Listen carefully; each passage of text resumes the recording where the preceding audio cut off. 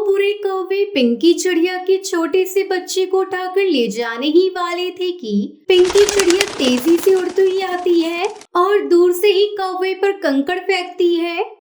दुष्ट कौवे, मेरे बच्चे से दूर हट जा वरना एक पत्थर मार के तेरा सर फोड़ दूंगी। भाग मेरे बच्चे से दूर भाग, नहीं तो तुझे बहुत मारूंगी। कालू जल्दी से भागो, कहीं चिड़िया ने सच में पत्थर मार दिया तो खामखा सर फूट जाएगा। हाँ कालिया भाई, अभी जल्दी जल्दी से भागते हैं, बच्चे को बाद में देखेंगे, जल्दी जल्दी से निकलते हैं यहाँ से। ऐसे वो बुरे कौवे डरकर वहाँ से भाग जाते हैं। जल्दी में तेज उड़ने के कारण कालिया कौवा एक बड़े पेड़ की शाख से टकरा जाता है और घायल होकर नीचे गिर जाता है। कालू मेरे पंख में बहुत दर्द है, मुझसे उठा भी नहीं जा रहा, जल्दी कुछ करो, दर्द से मेरी जान निकल रही है।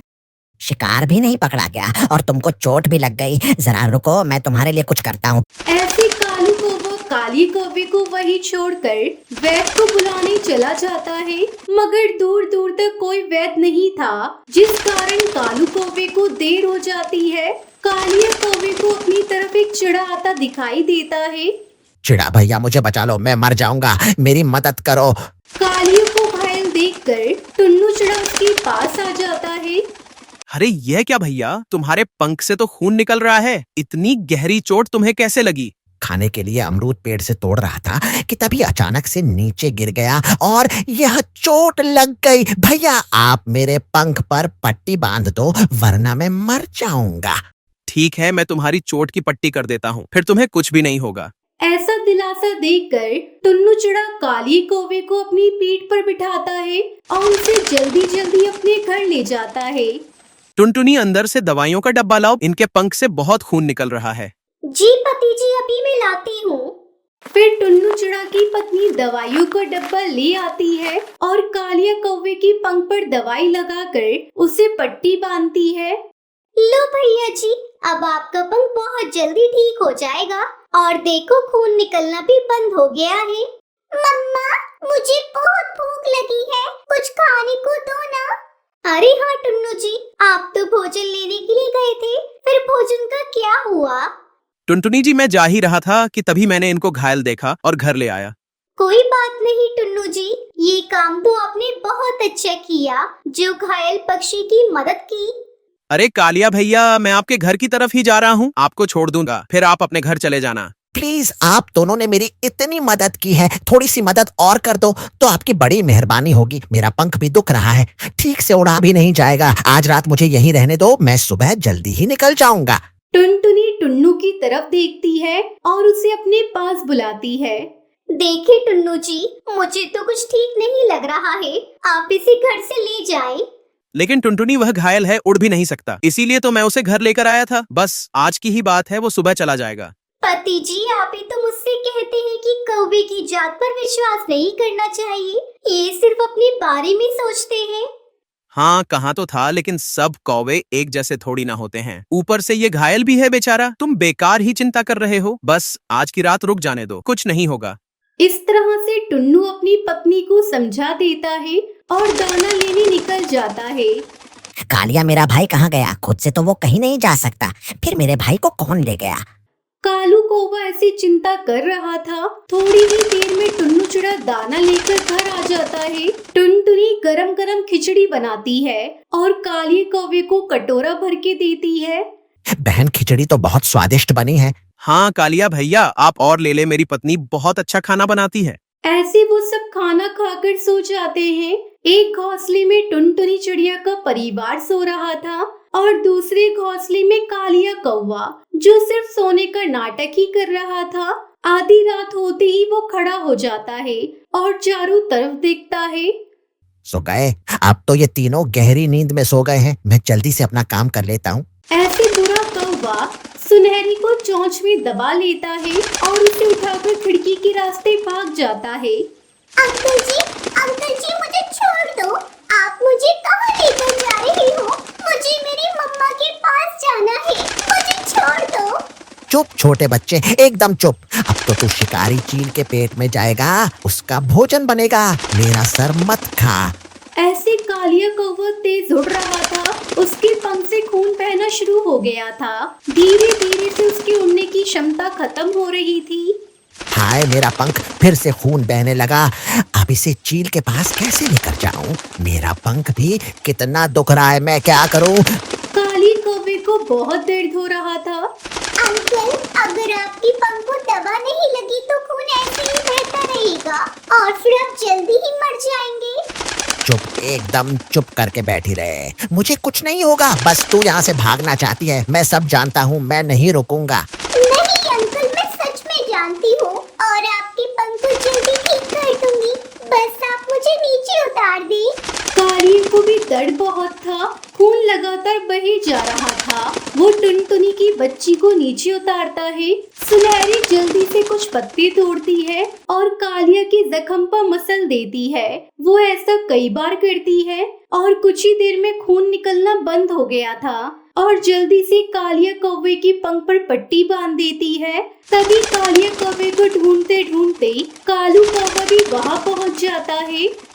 भाई तुम ठीक हो? और ये चिड़िया का बच्चा, अरे वाह, तुमने घायल होते हुए भी शिकार ढूंढ लिया।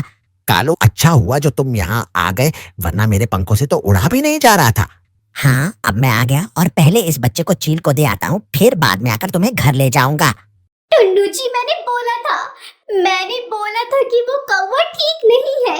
दुष्ट कौवा हमारी बच्ची को लेकर भाग गया। अब कहीं से भी मेरी बच्ची को ढूंढ कर लाओ। ये सब मेरी ही गलती है ना। मैं उस मक्कार कौवे की मदद करता और ना ही घर में लेक आता और ना ये सब कुछ होता। अब आप खड़े क्या है? जल्दी से मेरी बच्ची को ढूंढ कर लाए।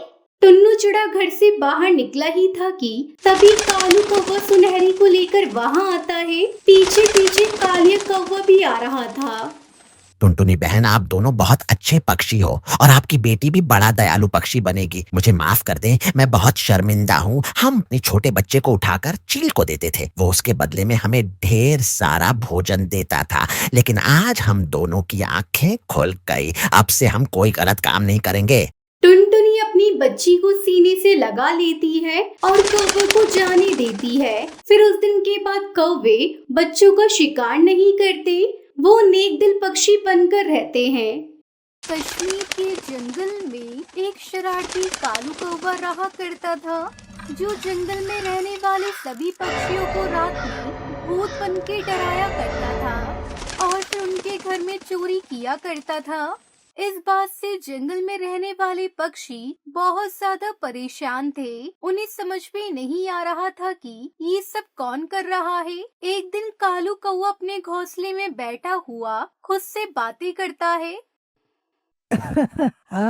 आज मैं किसके घर जाऊं? ऐसा करता हूँ, आज मैं टुनटुनी चिड़िया के घर चला जाता हूँ। वैसे भी टुनटुनी चिड़िया तो वैसे ही बहुत ज्यादा डरती है। हाँ, ये सही रहेगा। आज मैं टुनटुनी चिड़िया के घर जाऊंगा और उसे डराकर उसके घर में चोरी करूंगा। ये सोचकर वो बहुत खुश हो जाता है। फिर रात बहुत गहरी हो जाती है। टुनटुनी चिड़िया अपने घोंसले में सो जाती है और कालू कौवा अपने भूत वाला मेकअप करके अपने घर में तैयार था। कालू कौवा पूरा मेकअप करके टुनटुनी चिड़िया के घर चला जाता है और भूत वाली आवाज में टुनटुनी चिड़िया को डराने लगता है। टुनटुनी उठ जाओ, आज मैं तुम्हें नहीं छोड़ूंगा। टुनटुनी उठ जाओ, जल्दी उठो।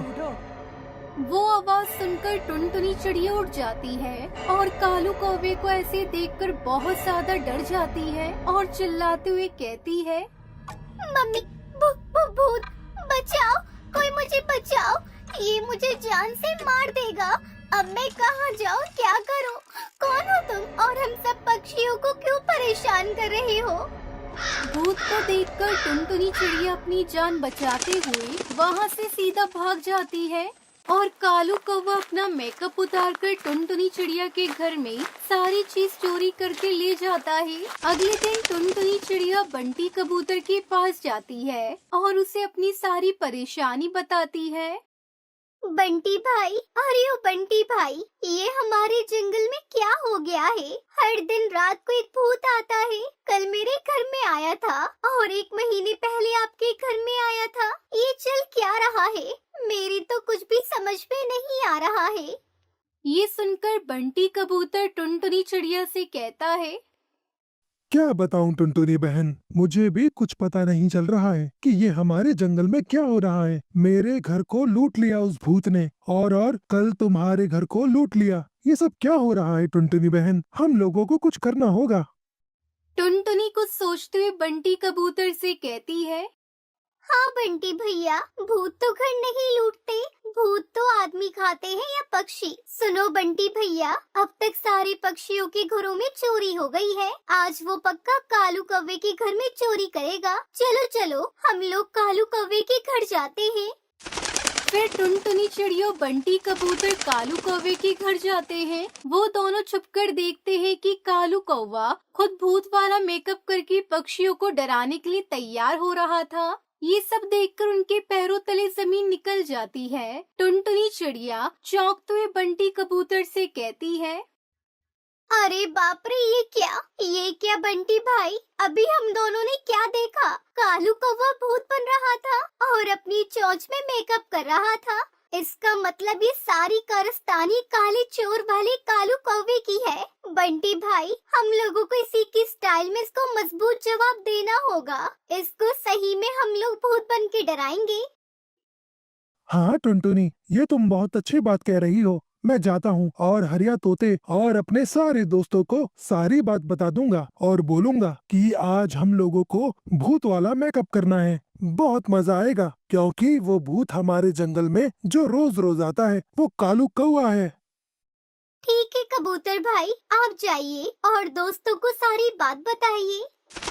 फिर बंटी कबूतर चला जाता है और हरिया तोता और अपने सारे दोस्तों को इकट्ठा करके उनको सारी बात बता देता है। हरिया, मैंने तुम लोगों से जो कहा उसे किसी को मत बताना और भूत वाला मेकअप करके सब हरिया तोता के घर आ जाना, क्योंकि वो भूत आज तोते के घर में ही जाएगा। मुझे सब पता है, आज हम उसे रंगे हाथों पकड़ेंगे। फिर सारे पक्षी अपना प्लान बनाकर भूत वाला मेकअप करके हरिया तोता के घर में बैठे थे। और उधर कालू कौवा भी रात होते ही अपना भूत वाला मेकअप करके तैयार था। कालू कौवा जैसे ही हरिया तोता के घर में चोरी करने जाता है तो देखता है कि उसके सामने इतने सारे भूत खड़े हैं। कालू कौवा तो सोच में डूब जाता है और डरते हुए इनसे कहता है, ऊपर वाले, कहीं ये सारे पक्षी मर के असली में तो भूत नहीं बन गए। अब मैं क्या करूं? ये तो मुझे मार देंगे। मुझे छोड़ दो दोस्तों, मुझे माफ कर दो, मुझसे गलती हो गई। अब मैं दोबारा ऐसा नहीं करूंगा। क्या कालू, तुम्हें क्या लगा था कि तुम एक भूत बनकर सारे पक्षियों को डरा सकते हो? नहीं कालू, हम भी मेकअप वाला भूत बनने में एक्सपर्ट हैं। तुमको तो अभी हम लोग देखते हैं। तुमने हमें बहुत परेशान किया है और इस जंगल में बहुत चोरी की है। इसकी सजा तुम्हें जरूर मिलेगी। फिर वो सब पक्षी रात से सुबह तक कालू कौवे को पीटते रहते हैं। कालू कौवे का तो मार खा खा के सारा मेकअप उतर जाता है और उसे अपनी गलती का पछतावा हो जाता है और वो सब पक्षियों से माफी मांगता है।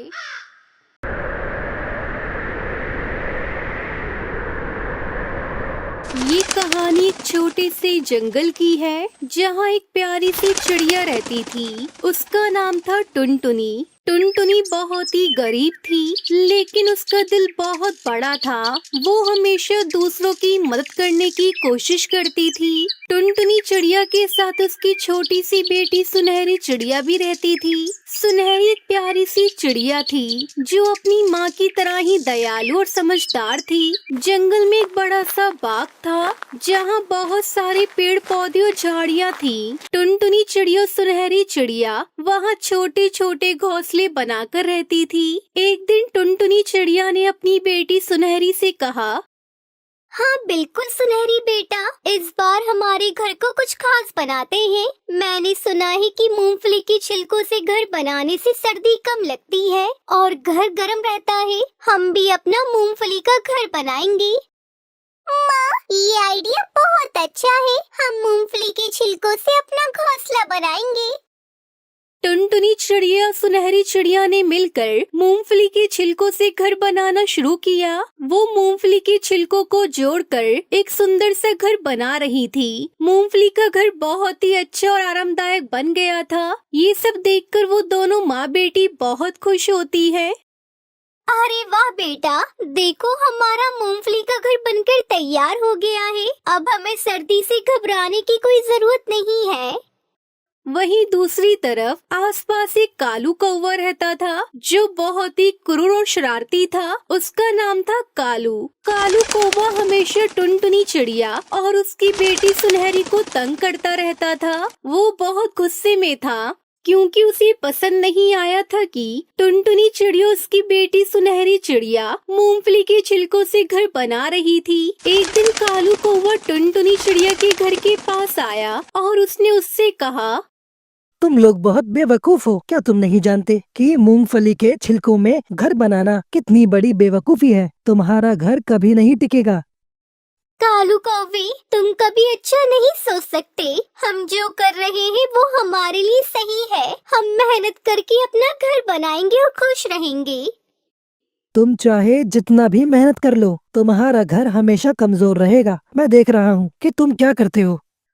टुनटुनी चिड़िया ने कालू कौवे की बातों को नजरअंदाज किया और अपने काम में लगी रही। वो जानती थी कि कालू कौवा कभी खुश नहीं रहेगा, लेकिन उसने कभी भी कालू कौवे की बातों को दिल पर नहीं लिया। कुछ दिनों बाद जंगल में जोरदार आंधी आई। ये आंधी बहुत तेज थी और सब कुछ उड़ाकर ले गई। टुनटुनी चिड़िया का मूंगफली का घर भी आंधी में उड़ गया। सुनहरी चिड़िया बहुत घबराई हुई थी और वो अपनी माँ के पास दौड़ती हुई आई। माँ,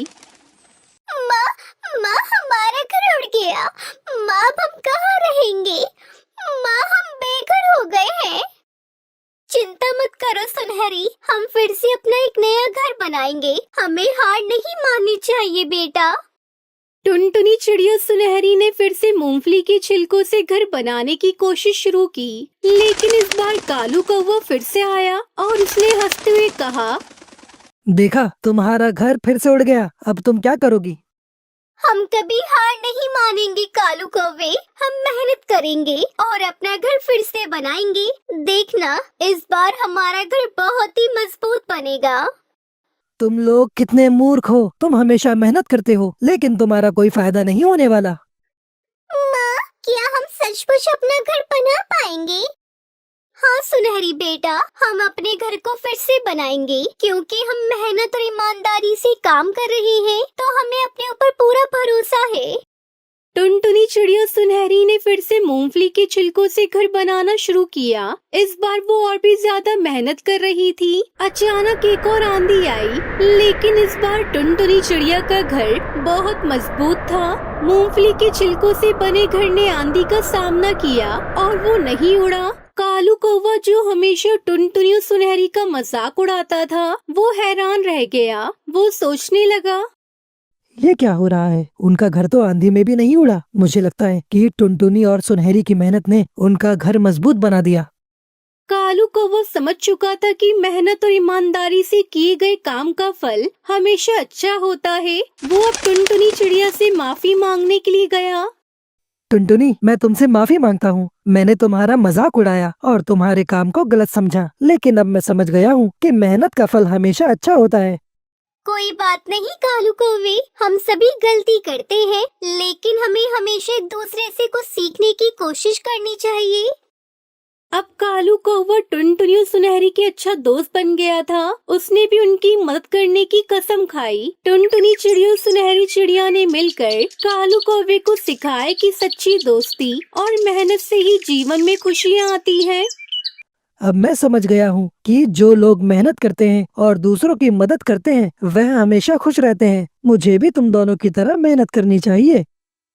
हाँ कालू कौवे, ये जीवन का सबसे बड़ा सबक है। अगर हम सभी एक दूसरे की मदद करें तो हम सब खुश रह सकते हैं। इसलिए तुम वादा करो, तुम फिर कभी किसी पक्षी को परेशान नहीं करोगे। कालू कौवा टुनटुनी चिड़िया से वादा करता है। अब वो सब खुशी खुशी अपने मूंगफली के घर में रहते हैं। ये कहानी हमें सिखाती है कि मेहनत, ईमानदारी और एक दूसरे की सहायता से हम किसी भी मुश्किल का सामना कर सकते हैं। टुनटुनी चिड़िया सुनहरी की तरह हमें भी अपने काम में विश्वास रखना चाहिए और कालू कौवे की तरह कभी किसी की मेहनत का मजाक नहीं उड़ाना चाहिए।